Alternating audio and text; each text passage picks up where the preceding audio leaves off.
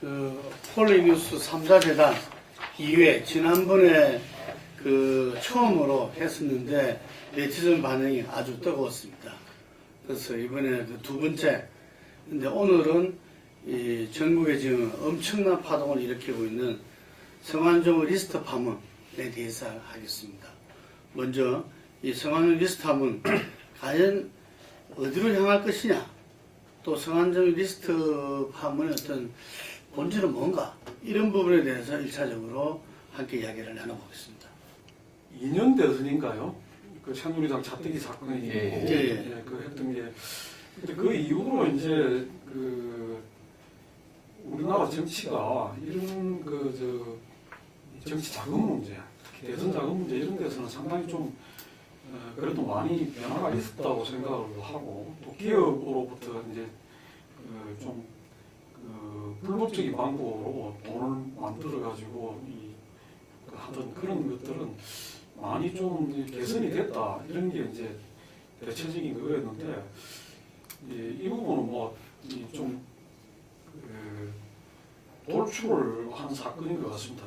전반적으로 지금 모든 기업들이나 모든 어떤 그런 정당과 기업의 행태가 이렇다, 이렇게 보는 것은 조금 무리가 있고, 이분은 성완종이라는 분은 옛날 한나라당 또 새누리당에 깊숙이 참여하고 있었기 때문에 그 속에서 이렇게 큰 어떤 그런 기업으로부터의 자금 조달이라기보다는 자기들 내부에서 돈이 왔다 갔다 했던 그런 거로 좀 더 생각하고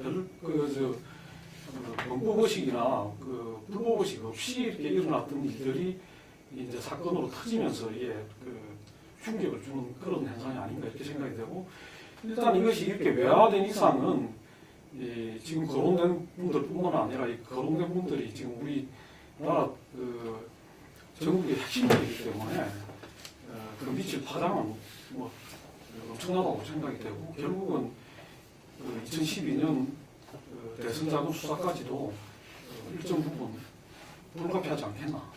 구체적으로 어떤 것이 얼마만큼 밝혀질지는 두고 봐야 되겠습니다만, 일단은 수사 자체가 끝까지 가는 것은 불가피할 거다, 그렇게 봐집니다. 이번 성완종 리스트는 폭로성이 있고, 성완종 씨가 이렇게 전화 인터뷰하고, 그다음에 이제 개인이 이제 돌아가셨기 때문에 과연 이것이 수사로 가가지고 어느 정도 성과를 낼 것인가, 이것은 굉장히 부차적인 문제로 바라볼 수 있을 것 같습니다. 가장 지금 현재 나타나는 중요한 부분들은 성완종 씨가 돈을 건넸다는 요 김기춘 비서실장을 비롯한 여권 핵심부 인사들의 이름들이 더 큰 관심을 끌고 있습니다. 이 부분에서 그 연결고리의 마지막 부분들이, 여기서 홍준표 지사라든가 몇 명을 빼고는 다 박 대통령을 연결고리로 하고 있다는 것이, 이것이 가장 사람들의 시중에 관심을 끄는 부분입니다.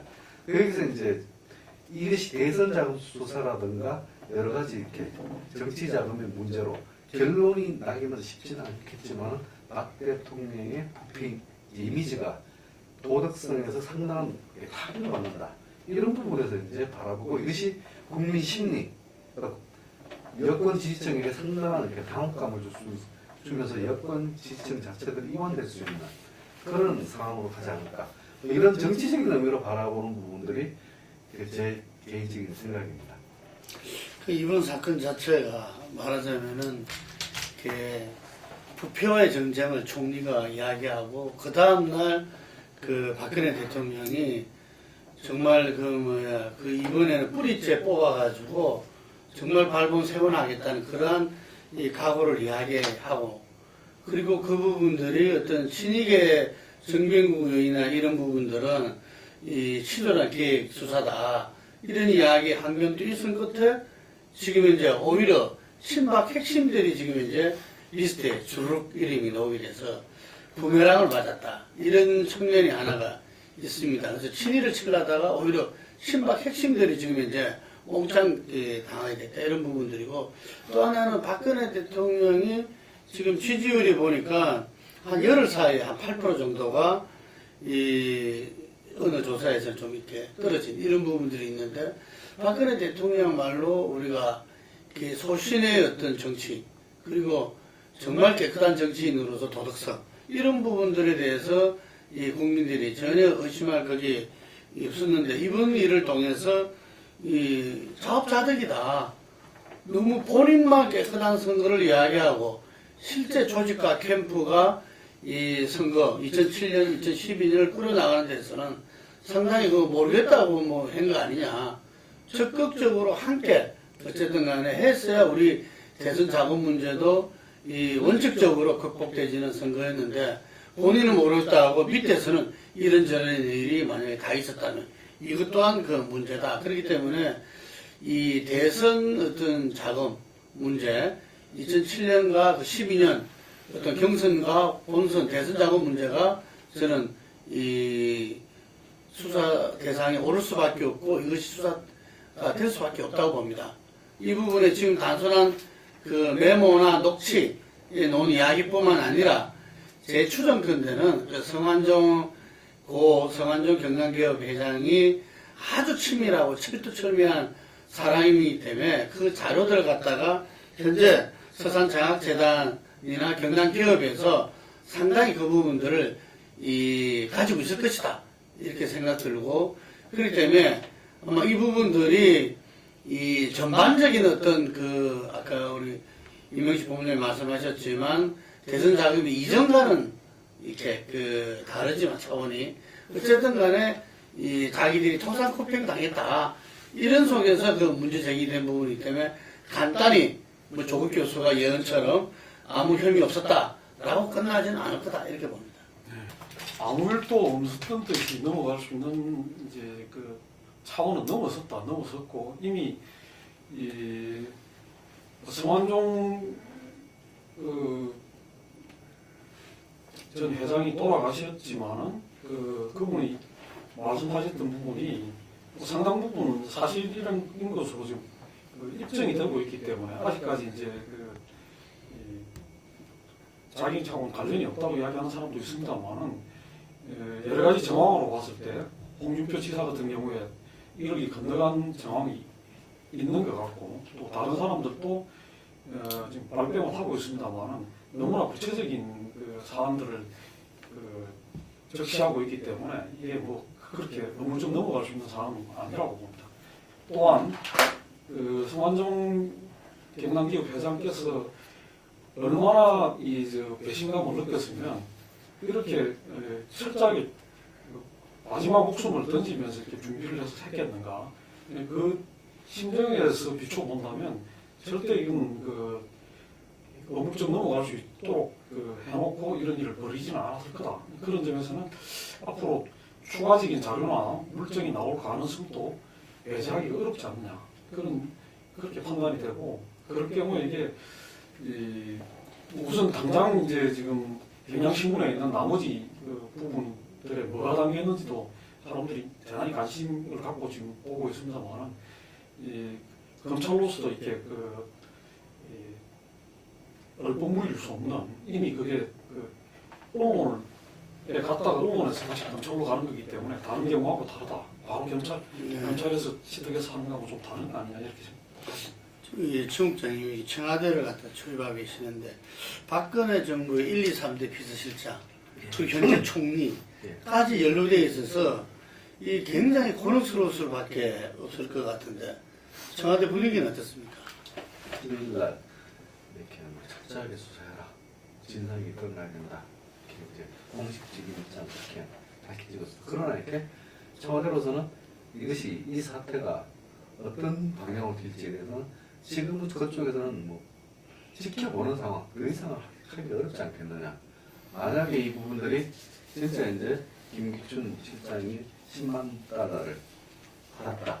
이런 식으로 이렇게 구체화되는 그 사안에 따라 가지고 하나하나 매듭 짓는 방식으로 대응을 할 것이다. 미리 이렇게 뭐 선제적으로 이건 할 이유가 없는 것으로 알고 있습니다. 전면적으로 굉장히 뭐 검찰 수사를 지켜보는 그것밖에는 달리 할 의미가 없는 것으로. 다만 이렇게 새누리당이라든가 이런 걸 이쪽을 통해 가지고 이렇게 참여정부 당시 성완종 회장께서 사면을 받은 그 과정에서도 두 번이나 받았죠. 비리가 있지 않겠느냐. 이 사람이 또 여기만 돈을 줬겠냐. 이런 식의 어떤 여러 물타기로서 이렇게 넘어가려고 하는 그런 부분들은 이렇게 쭉 감지가 되고 있는 상황입니다. 문재인 그 새정치연합 그 대표는 직을 다 내려놔야 된다.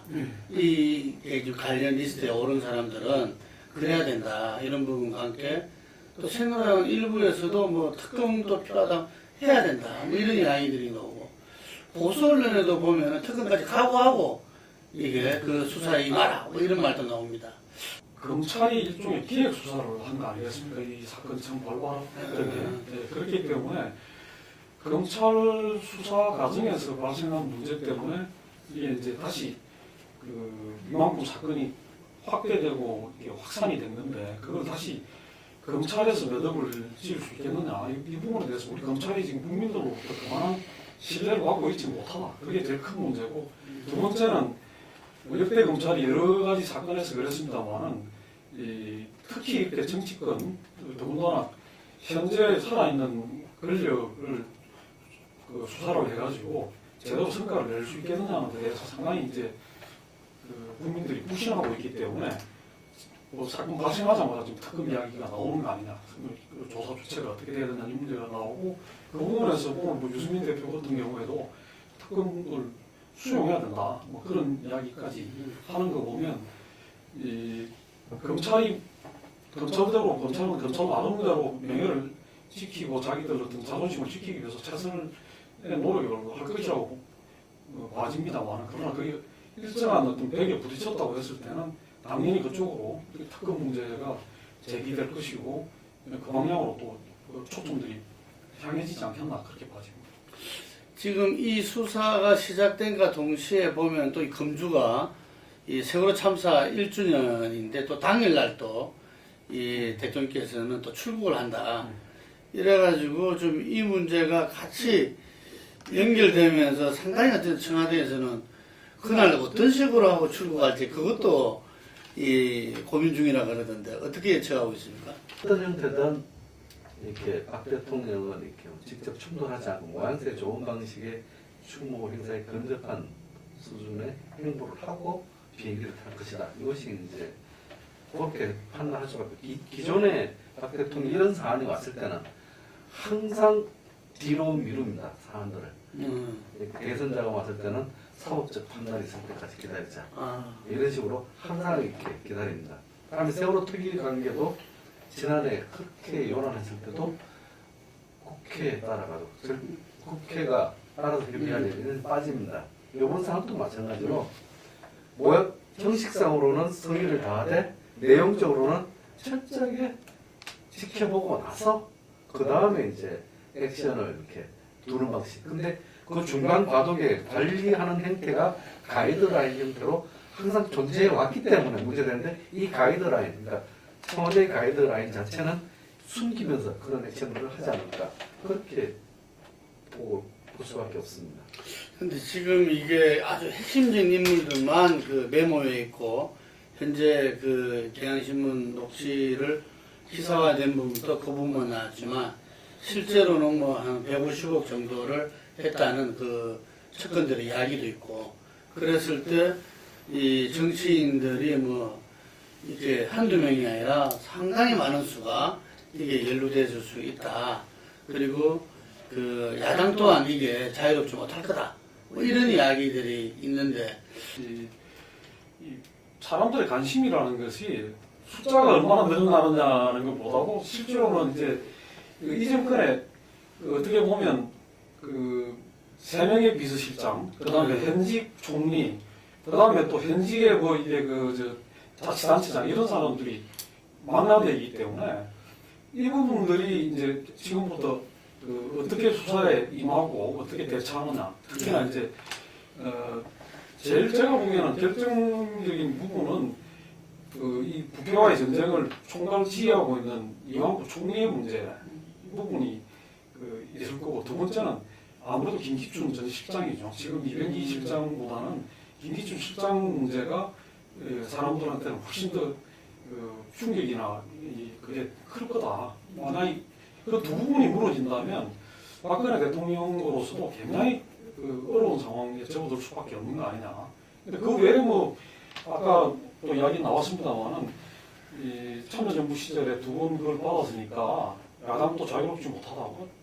당연히 그럴 수 있고 또 그런 부분에서 필요하다면 저걸 해야 된다고 봅니다. 그러나 대통령 참여권이라는 부분에서 노무현 대통령이 지금 살아계시고 노무현 대통령이 저거 하다면 문제가 다릅니다만 돌아가신 대통령이고 당시에 이제 또 법무부를 통해서 이게 진행되는 거지. 당시에 뭐 이렇게 청와대에 있었던 사람들이 대통령 참여에 대해서 책임지라 이거는 조금 제가 보기에는 실체적 어떤 그걸 가지고 하는 공세라고 보기는 좀 어렵지 않느냐 그런 점에서 만약에 뭐 성완종 리스트 일부에서 야당 의원들한테 돈을 준 게 나온다든가 당시에 어떤 그런 부분이 나온다면 이건 또 차원이 다 달라지겠습니다만 이번 사건 성격이나 가정으로 봐서 끝까지 뭐 자기가 굳이 그거 할 이유가 있었겠냐 그런 점에서 그거는 검찰의 뭐 능력이나 그게 확실해져야 될 거 아닌가 그럴 거 아닙니까.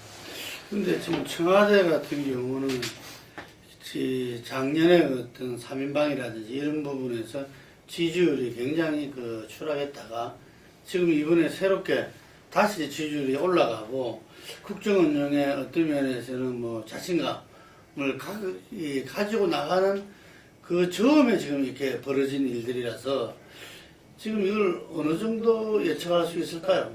최근에 이제 박 대통령의 지지율이 이제 상승한 것은 부패와 문제 부분과 전직인 이명박 전 대통령의 자원외교 비리에 대해서 손을 댔듯한 그 부분들이 시사가 되면서 이렇게 상당 부분 이렇게 지지율이 오른 부분이 있습니다. 본인의 행보 자체가 이거 연결돼 있는 거죠. 네.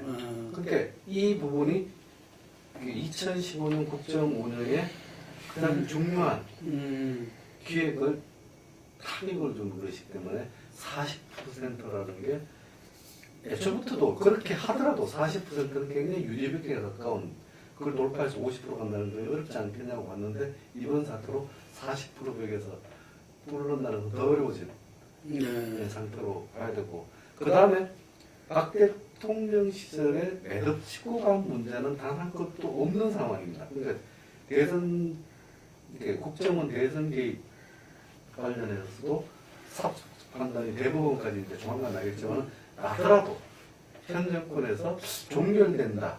정치에 종결된다는 건 아닐 것이고 세월호 관련도 마찬가지로 진상규명 문제 이 부분도 다들 이렇게 일주기가 지났지만 다들 막 언론에서 굉장히 대해서 특별한 정도로 하는 것은 종결된 사안이 아니기 때문입니다. 마찬가지로 성완종 리스트도 종결하고 가다기보다는 처음 아까 얘기했지만 야권에서 문제가 이렇게 터지면 여야가 똑같아.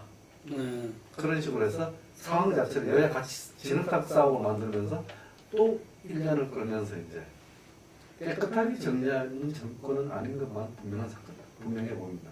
예. 하여간 지금 우리가 일권에서 상당히 충청대망론이 반기문 유엔 사무총장이나 이한구 총리라든지 이렇게 많이들 이야기되고 사실 충청 사람들은 기대가 크고 했는데 이번에 왜 이한구 총리가 부패와 정쟁을 하면서 하필이면 충청 지역을 제일 먼저 타겟으로 했느냐 이런 부분 때문에 불만도 있던 차에 지금 이제 이런 사태가 나고 나서 충청도 민심이 아마 가장 뜨겁게 반응하고 있는 것 같아요. 지금 이 사건에 대해서. 그리고 보면은 무슨 이것도 표적 수사 또 별건 수사 부분들 검찰이 그동안 해왔던 이런 모습이 또 그대로 드러나면서 하여간 앞으로 정말 이 특별수사팀이 어느 정도 할까 검찰뿐만 아니라 우리 정치권 전반에 영향을 미친다고 보는데 당장에 오늘 마지막으로 재보선에는 여야 간에 어떤 정도 영향을 미칠까? 이 여론조사 나온 걸 보면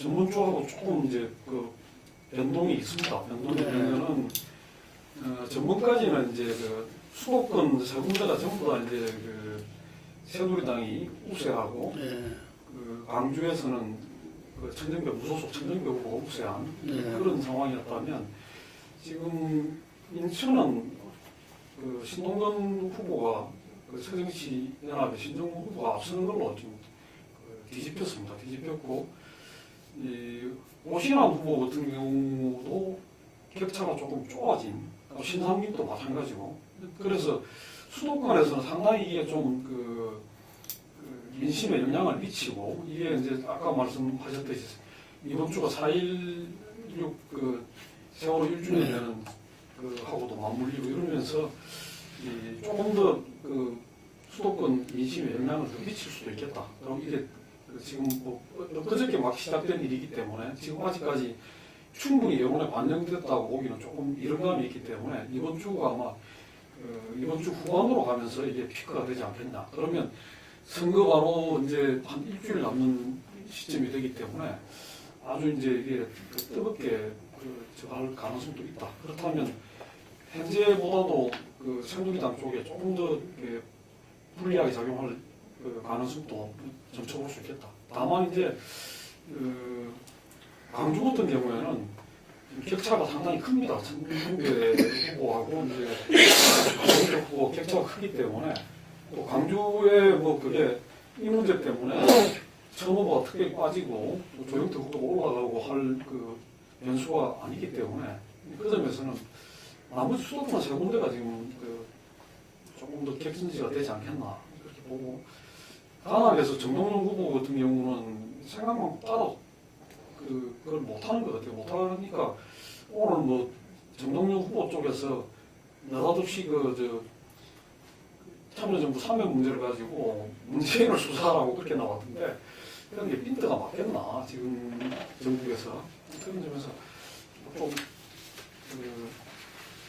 정동영 후보가 하기는 좀 따라가기는 좀 어려워진 거 아닌가 그렇게 또 봐지는 측면도 있습니다.